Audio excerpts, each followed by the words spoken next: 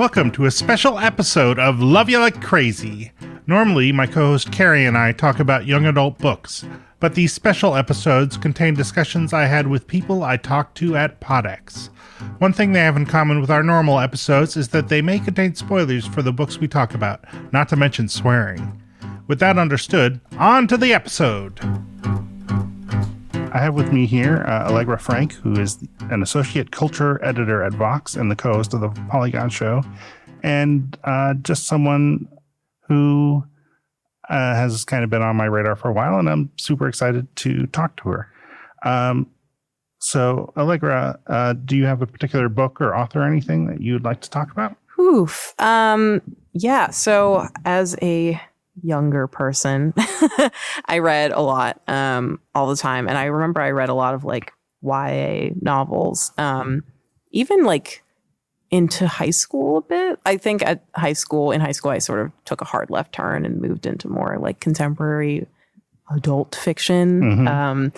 I think those distinctions can be troubling, but so I remember I had like big favorites in terms of authors where I would like want to read all of their books. I remember one of those was, I think, Andrew Clements. He did Frindle. A lot of those books, I remember all the covers had like, they were kind of the same, where it would be like a character like in close up, and then they would be holding something in the foreground. So Frindle was when the main character decided to call a pen a Frindle, and just kind of like, it was about sort of the about semantics and playing around with language, where he's just like, why can't we just call it that? And like getting everyone to sort of just go along with like, let's just come up with our own terminology for things.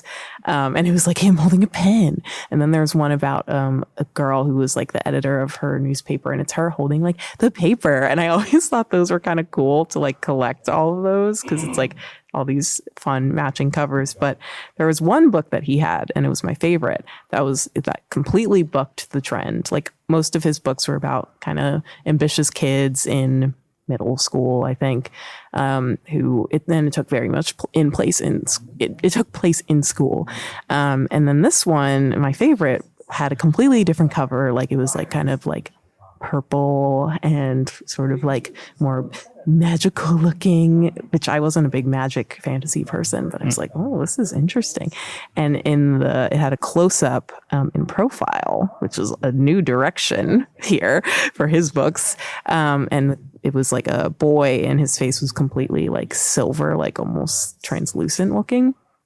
And I was like, oh, this is a different direction. Okay, this is interesting. And that one became my favorite, even though it was so different from his other books, which were funnier and more grounded. This one was about a boy who woke up one day to find that he was invisible, which was odd, obviously. Like he had an electric blanket, and it turns out the electric blanket went haywire in the middle of the night, and he woke up and his body was gone, which is odd. And I loved it so much. I think I always wanted to be invisible because I felt very invisible in school, and I couldn't necessarily relate to those other books. Like those felt more aspirational to me, the ones about like, this kid becomes like a huge name in his school. Like everyone respects him because he comes up with a new name for a pen. Things like that. Like I was like that. I couldn't ever talk to anyone. Like if I came up to someone and was like, we're calling pens Frindles now, they would be like, why are you speaking? So I liked this book where this kid would have to be like quiet. You know, he's basically a ghost. He would walk around to the grocery store. It was kind of like interesting. He'd be like, I don't even have to wear clothes. I shouldn't wear clothes. And he's basically like naked walking through the grocery store, which is kind of weird, but like just the idea of passing through and sort of observing all these things without fear of people noticing you or judging you that was finally like more relatable to me in a strange way. And then by the end, I mean, spoilers, he's not invisible anymore. And I remember just rereading the part where he's like, you know, sort of gaining his body back, I suppose, a lot. Like I would just reread that part, which was the very end of the book, over and over, because just kind of, I was just thinking about like losing that sort of power and going back into a more mundane reality of having a body, having to contend with it, having to contend with how people perceive you. And I always thought that was sort of sad. Like I felt like the book ended on a sad note, even though, everyone in his life was so happy to see him back in his body, to see him again, essentially, because they literally couldn't for a while. I just was like, but he just has to go back to, having to deal with everything else everyone has to deal with. He has to go back to wearing clothes. That sucks. So that book, more so than any of the other books by that author, really, it just resonated with me. And I remember like it was getting like torn up. Like that's how much I read it. Yeah, the book that's like just read to pieces. Yeah, for sure. So like, being invisible is one of those things like, one of the kind of icebreaker type questions is like, would you rather be able to fly or be invisible? Yeah. So it's kind of a superpower thing. Mm-hmm. But it sounds like in this book, it wasn't entirely portrayed as being a superpower per se. I think the way that the main character, and I wish I could remember his name, the way he sort of perceived it, like at first it was a shock because, it would be, but he starts to really, I think, feel powerful because of it. I think he definitely leans into it and he feels empowered by it, literally empowered. But I think the people around him, they're very important to him. I remember he had a best friend who was like the love interest, which I always loved that. Sure. And, so eventually he wants to be able to hold this person, or at least, hold her, and she can see that she's being held, and, and things like that start to feel like, okay, I feel disempowered. I don't have there are some benefits to having a physical body. And so, yeah, I think getting to that point of like, okay, there are the pros and cons of both it was a good, and I think more interesting and even mature conclusion to make than just like, this is inherently good or bad, which is kind of how I used to see it. I never thought of like, okay, beyond getting to stare at people while they're talking about me or whatever, or like eavesdropping, what would being invisible actually seem like? And I think that, just as the superpower of being ultra strong or whatever sounds great, like Superman's life kind of sucks, Yeah. So like what age, you may have already said this, but like around what age were you, or what grade when you were? This was probably maybe like 7th or 8th grade. So I was probably like 12 or 13 when I read this book, which is like definitely peak me reading these sorts of books, 12, 13. Because by 13, I think by 9th grade, I think I turned 14 in 9th grade, probably 13, 14. That's when I started to like carry around my Jonathan Friends and books and whatever. And my favorite book was Catcher in the Rye Wild. And, we were reading different books in school. And so that became what I was really into instead. So that was one of maybe the last YA novels I got really into that I read and enjoyed. Like I read The Fault in Our Stars in college, and I hated it. I do not like John Green's writing. I love John Green and Hank Green. They're great. But I don't like that book. So like it was the last time where I found a YA book and really like I related to it and really enjoyed it. And I remember even when I took off a lot of the books on my bookshelf that were from my youth, I left that one on Things Not Seen. I left that one on my bookshelf because it was my fave. The old dog-eared copy. The like completely like the seam was coming apart, and all the pages were like, I probably like got it wet at some point, like clearly very well worn. I definitely had books that I would read in the bath, and that's not good for a book. That always scared me, that idea. I wanted to do it sometimes. So then if I was reading something and I was like, okay, I got to like shower, I'd be like, ooh, but what if I could read? But I knew I would just drop it immediately. So I was just like, okay, fine, I'll take a really quick one. So Simone, I don't know if you've been listening to any of this, but I wondered. You have. Surprise, Simone was here the whole time. Twist ending. Do you have any sort of comments or questions about this? Since obviously you've known each other longer than 5 minutes. I guess knowing Allegra and not having talked to you about these books before, it makes a lot of sense to me that you would resonate with something like this and not like the hero saving the world kind of book. I think there's a lot of, like, that's one of the great things about YA is that there's so much space for different kinds of stories, for different kinds of people to be told. And I love how, especially now, we're in kind of a renaissance of there being a lot of women of color authors in YA writing books that are getting so much acclaim. And, but yeah, I feel like that kind of different kinds of stories for different kinds of people is like into the DNA of the genre. And we're finally, capitalizing on the promise of that right now. Yeah, I think that's super true. Like the book that I'm describing is about white people written by a white man, right? And it's interesting that was the book that I found very relatable versus now if I were 13 or whatever, like I'm thinking about The Hate U Give, which I saw the movie of, and I love that movie. I would love to read the book now too. And that's by a Black woman about something that's very specifically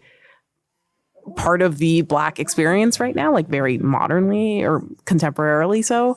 And I feel like when we were younger, like when we were preteens, that wasn't quite the case, right? Yeah, exactly what you're saying. So it's cool that there are people of color, women of color, queer authors who are very much writing about those experiences so specifically now. Book's good. Book's good. Do you think if you went back and reread it, it'd hold up like now today, Allegra? Ooh, I'm scared of that sometimes. Like I've definitely done that. Have you done that too? Where I will reread a book I loved and I'm like, this is trash. I did that with the first Boxcar Children book recently. Oh, yeah. And that did hold up. Oh, really? 100%. Oh, that's awesome. But something like, I guess, I think the like Sabriel and Lyriel books would hold up for me. I did try to read the most recent, the Garth Nix book, Clariel, in that series. And I just couldn't get into it in the same way. And that sucked. Yeah. Just for me, like, I don't think there's anything wrong with the book itself, but I couldn't get into it in the same way that I got into the world of those old books. And that was disappointing and disheartening for me as a reader. Yeah. Yeah. So that's always my fear. I'm trying to remember books that I've reread as an older person that still held up, like kids' books. And I am sort of struggling right now, but I have not reread the one that I loved, Things Not Seen, since middle high school. And I don't know that I'd want to now. I don't often like to reread books anyway, because I just remember who I was and where I was in that moment. And I want to preserve that. There are some that I've reread, like Great Gatsby, I've reread a bunch of times. But maybe that's okay. What about you? Are there any books that you like went back to, and was it okay? Yeah, I mean, I read a bunch of books by Daniel Pinkwater when I was a kid or in middle school, and I've read those again more recently, and I like them a lot. That said, my co-host Carrie, I made her read one of Daniel Pinkwater's books, and she really hated it. Oh no! So, what the hell did you ask me to read? Oh, well, that's a good question. So, these things happen. And, more recently, like doing the podcast, I read each of the books at least twice. And that's usually like what I try to do is I read once just as if I were just reading it normally. And then the second time take notes. But, so that's kind of an interesting way to do it, and also completely unnatural. And only once did it make me angry that I had to read a book again. Which one? You don't have to say. I mean, it's in the podcast. Okay. Listen. I have to find it. It's let's see, Frozen by Maggie Stiefvater. Oh, yeah. She's very divisive, I find, as an author. Hello. Hello, how are you? I'm doing okay. Are you excited to talk about this book? Jesus Christ, this book, Carrie.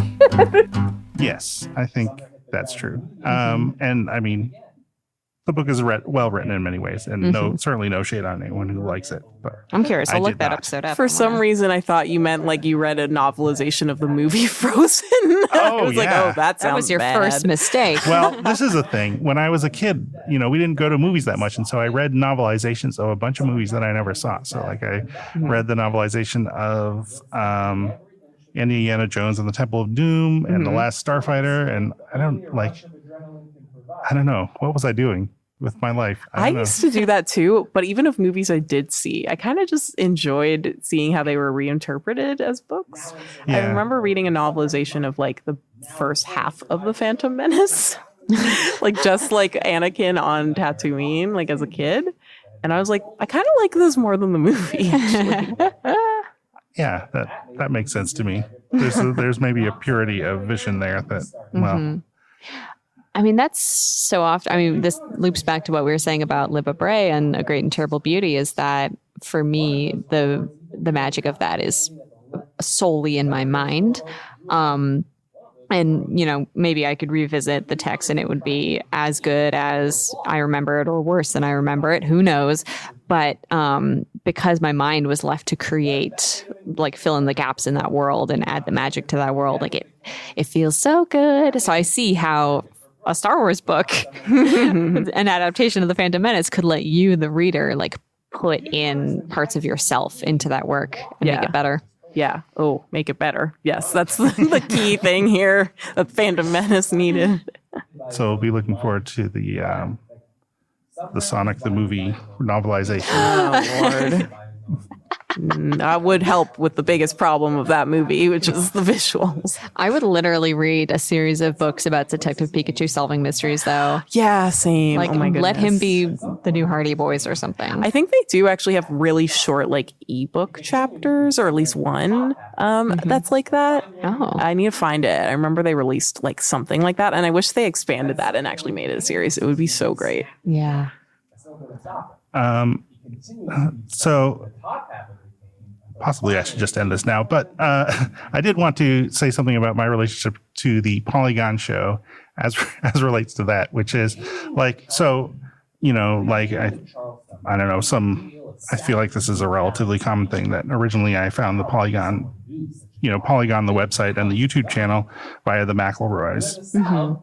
And then I started watching other videos on the channel. I'm like, oh, well, there's just a lot of really like smart, funny, inventive people here. And I like a lot of these videos a lot. But I've never, well, no, that's not true. I am not currently a gamer. Yeah. Because I feel like it would just take over my life and suck up all my free time. And I wouldn't be able to do things like podcasts. So I don't know a lot about games, but I listen to the Polygon Show and I enjoy it.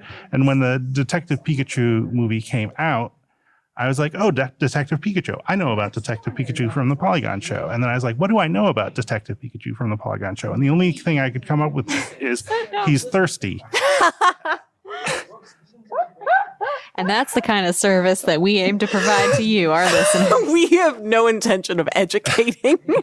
It was, I never brought it up in any conversations about Detective Pikachu. I was like, oh yeah, I guess that's... It just had to sit there in your brain. Yeah. It's taking up space. I'm so sorry. But no, I appreciate that because I think we do try to make stuff that is interesting outside of whatever someone's personal relationship with games might be. Mm-hmm. That's certainly my MO, is to create something that is welcoming to people regardless of their knowledge base. And I am sorry that I have tainted your knowledge base. Yeah, that's something I really love about our show, which I love in general. But I don't listen to a lot of gaming podcasts because I obviously do play games, but I don't consider myself a gamer necessarily, which is perhaps interesting, being that I also worked at Polygon for 3.5 years.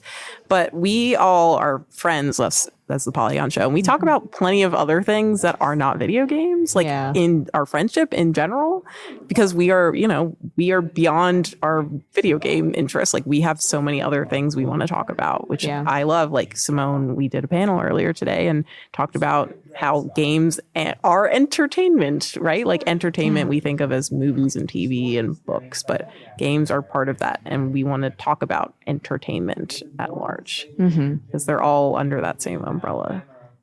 So I think that's something our show does really well for people like you who do not play games. You're not missing anything, by the way. Fair enough. You're right to spend your time reading books. Yes. And I did watch Game of Thrones, so I understood those parts of the Polygon Show. Yeah. Those were the parts I didn't understand. Yeah. But how do you think that this interaction went? I genuinely, I almost want to act this out. Let's do it. Okay. Okay. Do you want to be John or Grey Worm?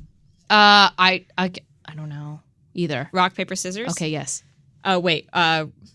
Flip a coin. That's the word. I'll just be John. Okay. Okay. So wait. So I'm knocking on the throne room door. Hey, Danny, are you still in here?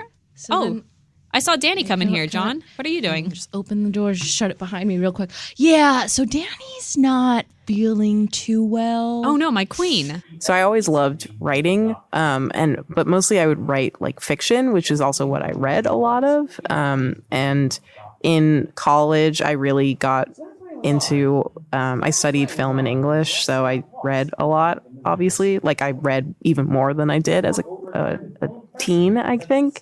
I would read 40 books a year or something. And I found those super influential on my writing, as well as watching a ton of movies. Both of those would influence my writing, and I would just write all the time. And I took creative writing classes for credit, academically. And those were the only classes I liked ever in college.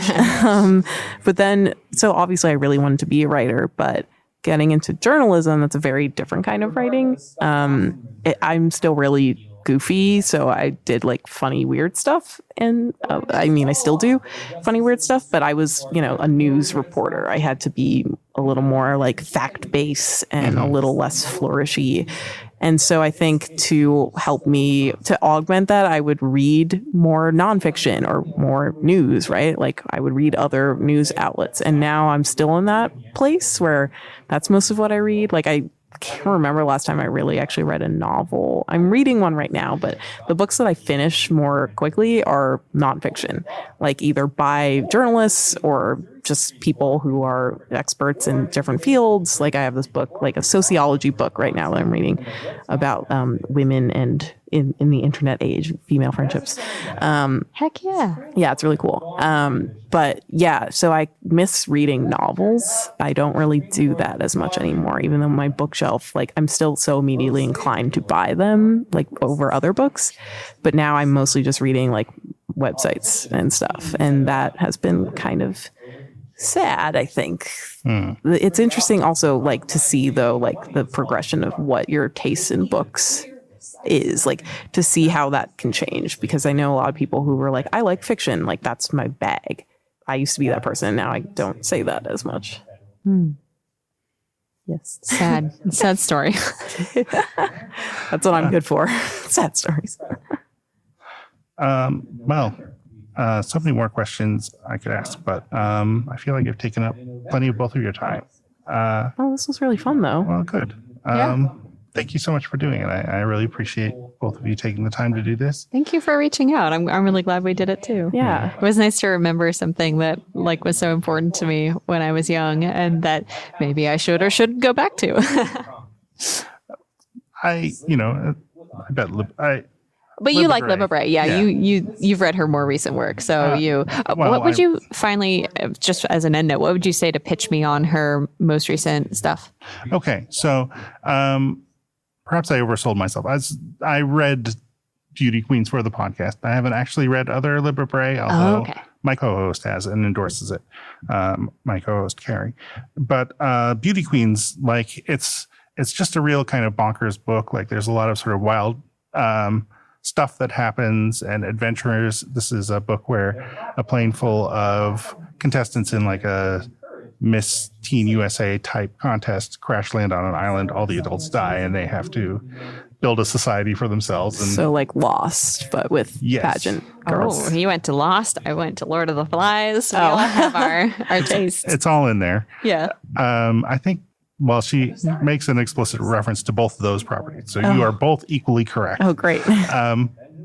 And these women who have been kind of socialized, the basic thing is these women who have been subjected to kind of incredibly intense societal, pressure to conform to traditional femininity, and things like that. And some of them are more or less rebellious to that, but they've all been subjected to this. And then they land on this island where that all is gone suddenly, and how they adjust to that, how they find their own strength form friendships among themselves.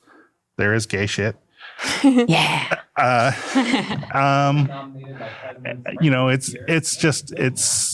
It's written in this real gonzo style, and it's just a lot of fun to read. And Carrie said that Sound fun. Carrie said that when she wished that she had read this book when she was a teen.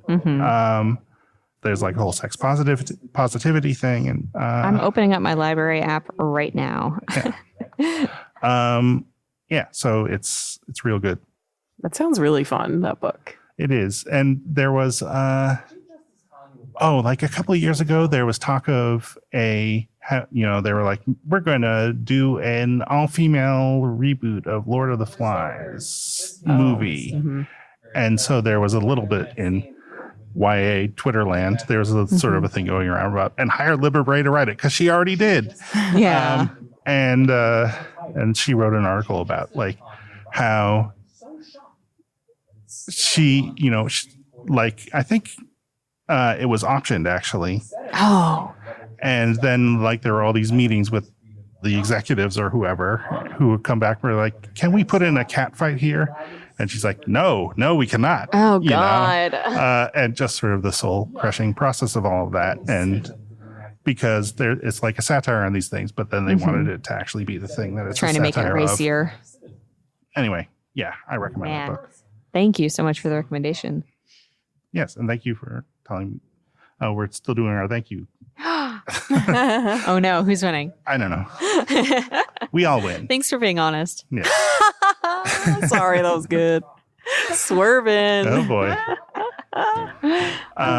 So thanks for talking about your books and talking to me as a longtime enjoyer of Polygon and your work there and Vox. I really appreciate you taking the time and letting me get to know you a little better. Thank you so much, Jacob. Yeah. This is really fun. Our pleasure. Yeah. Give me a call when you get back. Hey there. Hey. LoveYALikeCrazy.com